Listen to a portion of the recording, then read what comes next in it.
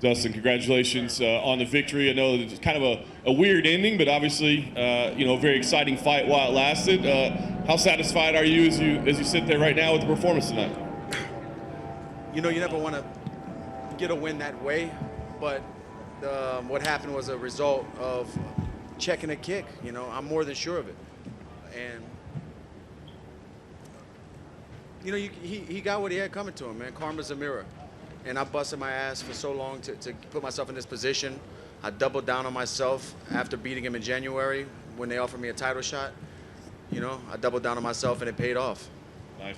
You were in there with him, obviously, just 6 months ago, so you're familiar with him at this point. How did that first round play out? Did anything surprise you? I mean, he did have a couple of decent moments in there. Did anything surprise you at all?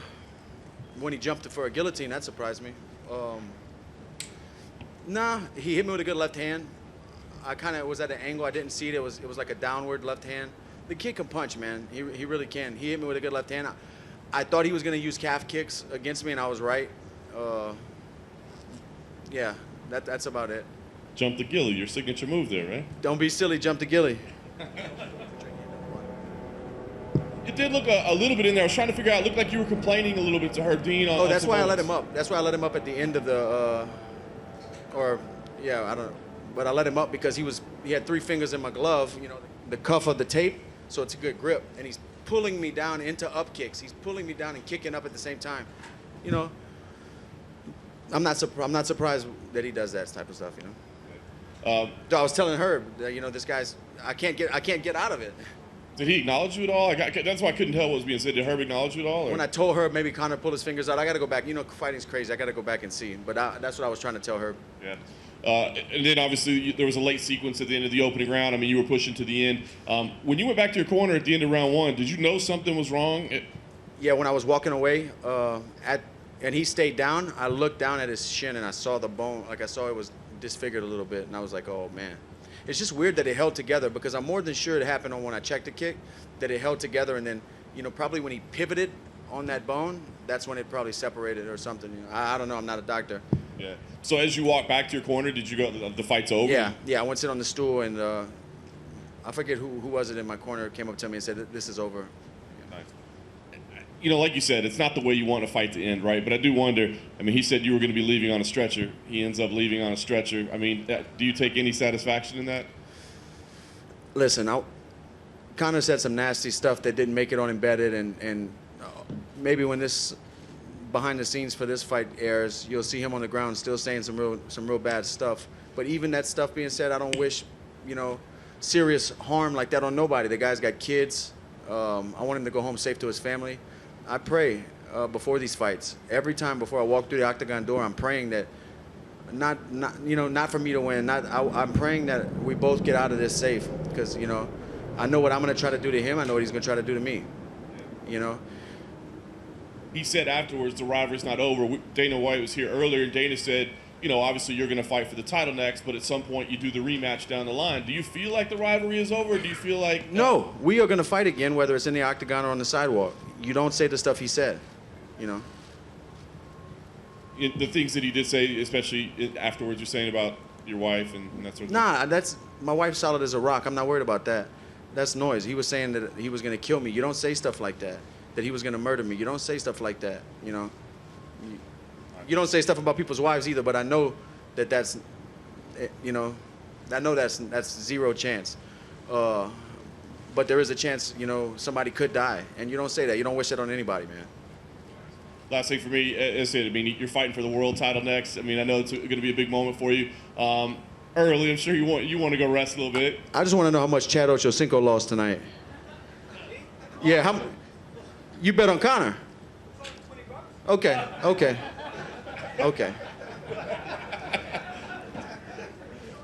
figured he'd put more down than that as well. No, but I will ask, obviously you fight for the title next. Do you have an idea? I mean, do you have a date circuit on the calendar, an idea? I mean, how soon you want to fight? I feel like I've been preparing for a fight since last year because I was getting ready for Conor in January. I fought him. As soon as the fight ended, I knew that was next. So I got home from Abu Dhabi and started training for that fight. I did a 9-week camp, but as soon as I got home from Abu Dhabi, I was, you know, I had one trip. I got to decompress a little bit, but I was getting ready to fight him again. You know, the last thing I want to do right now is go home and sign a contract and start getting ready right away. We'll see. I just need to get home and think about some things and decompress and spend some time with my family. You know, I just found out my little brother's going to be a dad, and I just want to be around him. Dustin, to your left. Congratulations on the victory. I know the win means a lot to you, but are you most proud of the fact that you maintained your dignity and you didn't kind of stoop to those kind of things? It would have been easy when the crowd was going crazy at the press conference and all throughout the week. You did not do that. Is that what makes you proud of your performance this week? I'm proud of the performance, but I am proud at maintaining the mindset through all the craziness, all the talk, all the noise that's surrounding me when coming into these fights. And it doesn't start just here on fight week. It starts months away on social media. In the last month, I got off of social media and just let my agency post, and they would send me a picture. I would tell them a caption. They would do it all, and I wouldn't have to get on because there's just so much negativity and so much toxicity on that, man. I don't need that around me, dude. I'm trying to be a light. I'm trying to help people. Look, my goal is to provide for my family, and with these same hands that I beat these guys down with, lift my city up, lift people in need up, and just be a beacon of light and a voice for people whose voice isn't heard. And I feel like I'm doing that, and I'm happy. How much do you think beating him twice will help your charitable efforts? Because now you're a much more notable fighter than you were, say, in December of last year, having beaten Conor McGregor twice. Do you think about that and think it'll make more of an impact for other people because of these two wins?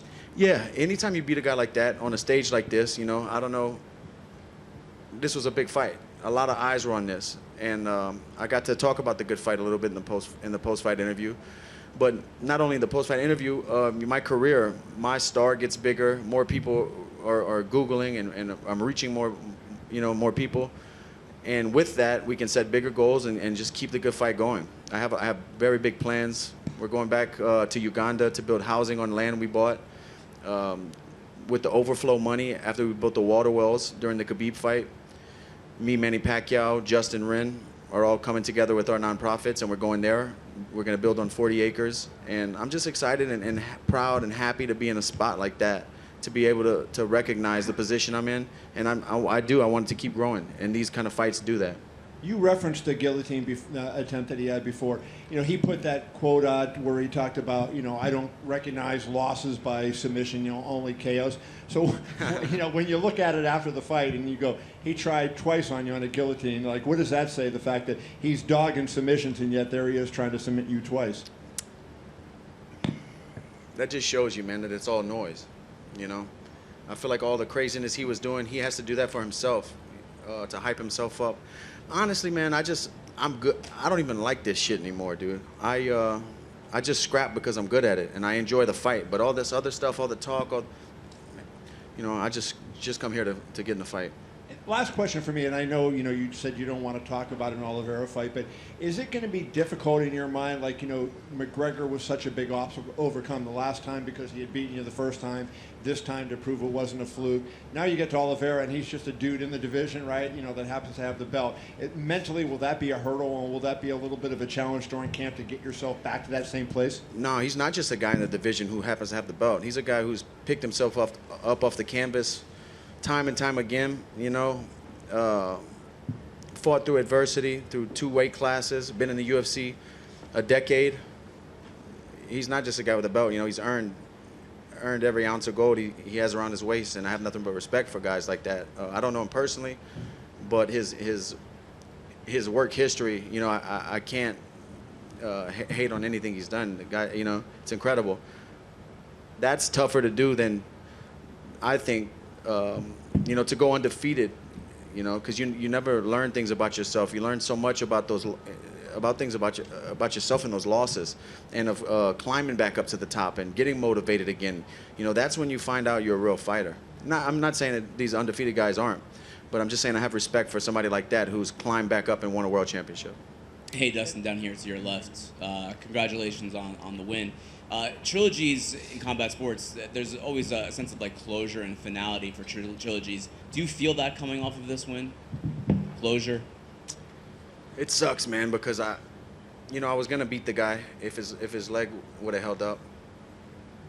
I don't know. I'm not sure yet. I need to digest it all, because right now it kind of feels weird that I have a lot of fights, and there's always been a definite end to my, well, besides the first Eddie Alvarez fight was kind of gray area, but it's not a good feeling, you know. I won, and I feel like what happened was because something I did, but it's not like I went out there and submitted him or put him away. There's going to be so many voices and so many opinions saying, "Oh, you didn't win." You know, I know that. I know the MMA fans. I know the MMA game, but I'm going back home to my family, and you guys here can check my record tomorrow, and it's a win. I want to get your reaction on you know, some of the, I guess, the mixed reaction from the crowd tonight when you came out, you know, after the finish. You know, you're a guy who tries really hard to do everything right. You have a charity. You're a family man, and you know they're cheering someone like Conor, you know, over you. Even with all the things that he said, you know, some things that, like you said, were maybe crossed the line. I mean, the fans' reaction. How does that make you feel? Man, fans, you know, I appreciate them. I appreciate them filling up the seats, and they're going to root for who they're going to root for.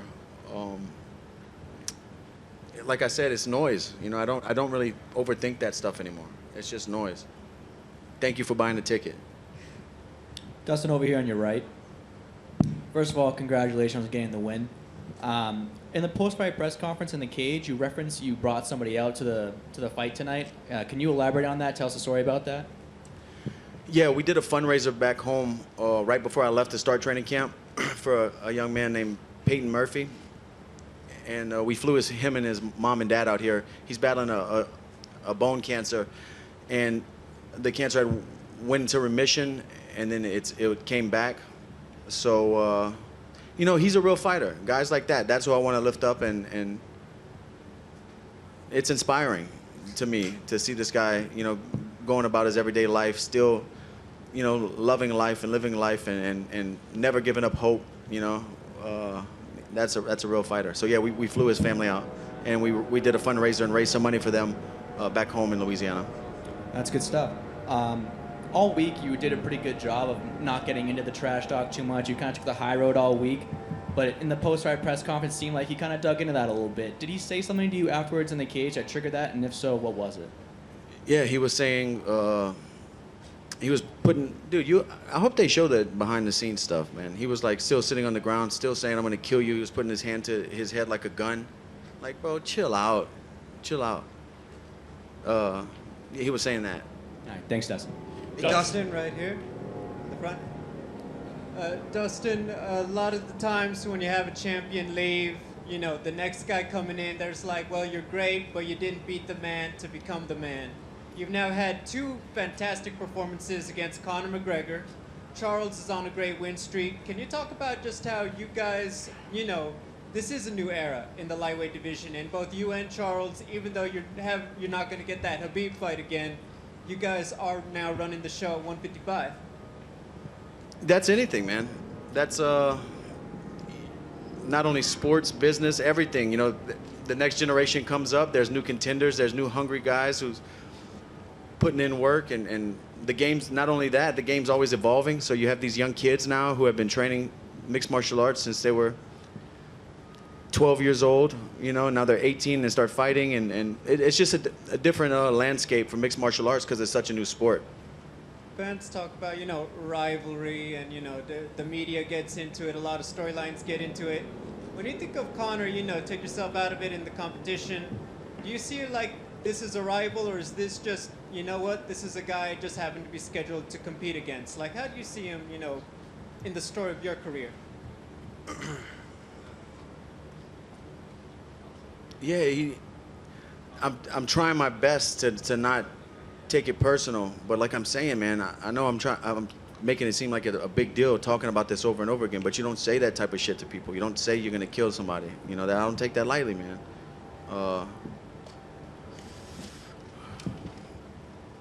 I don't know. Thank you. Dustin, right here. You know, you mentioned that you don't really, you know, like fighting too much anymore necessarily, but I like fighting. I don't like the process. I don't like the Right. sheep fans and the crazy clickbait media. fair enough. You know, it's turned into a fashion show. You know, I like the real stuff, and that's fighting. That's the only real part about this whole thing. Right. So, I mean, if you were to go back in time, though, like, if you never got into fighting, what do you think you would have ended up doing? I don't know. I was getting in a lot of trouble before fighting, man. I'm not sure. I'm glad I did. I'm glad I did for sure. Is it fun for you to kind of see all the celebrities at a big event like this? Yeah, it was cool, man. Steve-O came backstage, David Spade, a bunch of people. It's awesome. Tonight was packed. You know, Trump was right there when I turned around. It's crazy. The Rat King make it out, Theo? Theo's here, yeah. All right. Theo is here for sure. Hey, Dustin. Dustin, congrats on the victory. Right over here. Let's say you beat Oliveira and you become the lightweight champion. In your eyes, does Conor McGregor need to win a fight to get a title shot against you? Bro, Conor McGregor is 1-3 or 1-4 in the lightweight division. Yeah, he has to win some fights. But like I said before, a guy like that goes out there and starches somebody, he's right back in the top contender talk, you know, just because of his star power. But Dustin over here. the guy with real questions at the press conference. Thank you, sir. All stories have heroes and villains, the good guys and the bad guys. You work with kids. You inspire, you motivate, you change lives. What's the message you can give to these kids about how people are cheering the bad guy and booing the good guy in a setting like this where they can understand how life really works sometimes? He is a magnificent personality. We get that. But the work that you do, obviously, the kids have to be confused. Why are they booing the bad guy? What do you tell them, and how does that affect you personally? I don't know. I don't think about it that deep. But that's just the world we live in, you know? That's just the world these kids are going to grow up in. I don't know how to answer that question.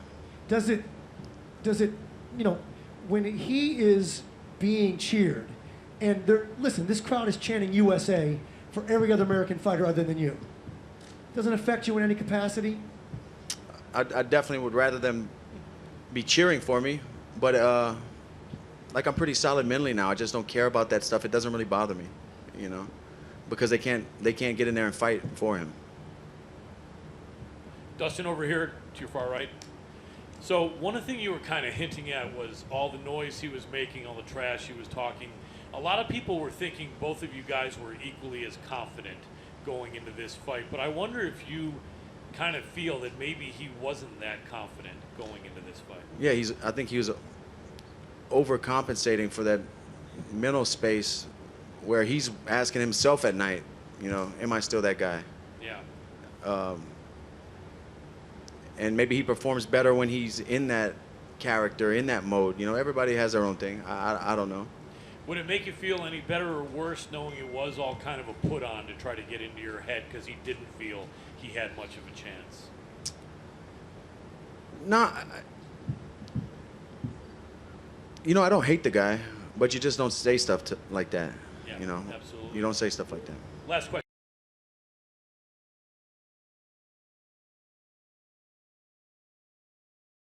Great, his speed. He has a lot of great attributes. His ability to thrive under pressure and cameras and lights is you know, amazing as well. But he's just a human being, like I was saying at the press conference. You know, he bleeds just like me. Absolutely. Congratulations. Dustin, would you mind to talk a little bit more about Oliveira? How do you see you can beat him? How do you see him as your next opponent? I haven't started getting with my coaches and breaking down footage and doing all that, you know, everything that comes along with preparing for an opponent. But I'll probably just calf kick him. Probably. When and where do you want to fight him? We'll see. I need to go home and decompress. I don't know the schedule for the UFC, what they're planning on doing at the end of the year.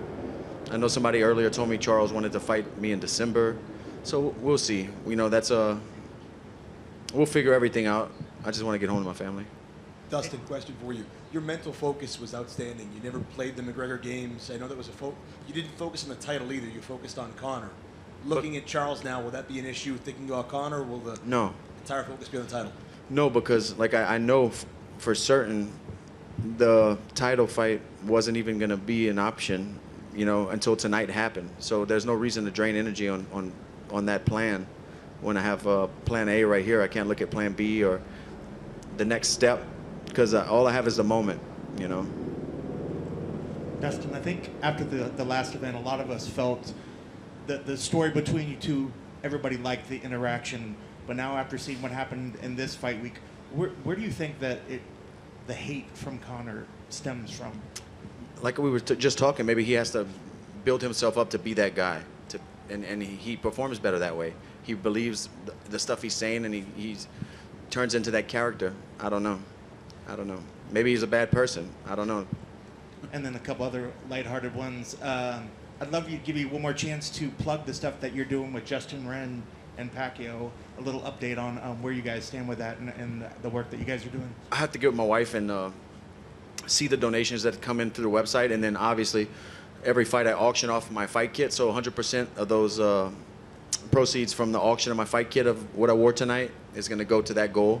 And I'm not sure exactly where we're at with that, but I would guess we're going in the right direction. And lastly, I'm not sure if you saw it while you were in the back. When Tuivasa was coming out and leaving the cage, he was doing some shoeys. I don't know if you saw somebody poured him a shoey, but actually put your hot sauce in there as well. I don't know if you actually saw. He wasn't the biggest fan, but I don't think he was blaming on the fact of your sauce. It was just the fact that somebody actually put hot sauce in with beer. He said it was a no. From a shoe? In a shoe. Don't blame it on the sauce. Blame it on the feet. You know what I mean? Fair enough. Congrats. Just real quick to you, right? Final two questions we have. You mentioned how you don't care about the stuff around the fight so much anymore, and you don't get dragged into the negativity. And we could see you kind of in the pre-fight press conference. It seemed like you were just willing yourself not to get pulled into his stuff. How did you get to that point? What was the process like to go from being pulled into some of that stuff to getting to this point where you're not as bothered by it?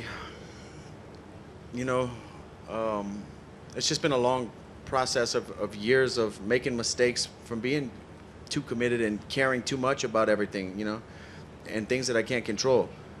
I'm not sure. It's just evolution of myself, not only as a fighter, but as a husband and a father. I don't know. I know who I am, so people can't tell me who I am. You can't sit here at a press conference and tell me who I am, Come on.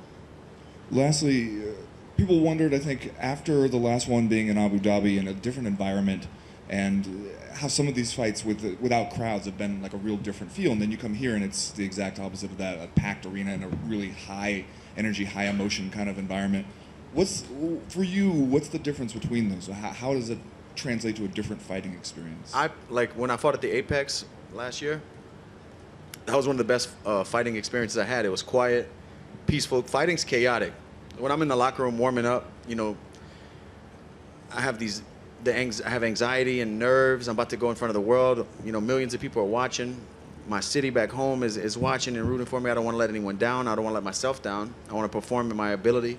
At the top of my, whatever I'm capable of doing, I want to perform at that. And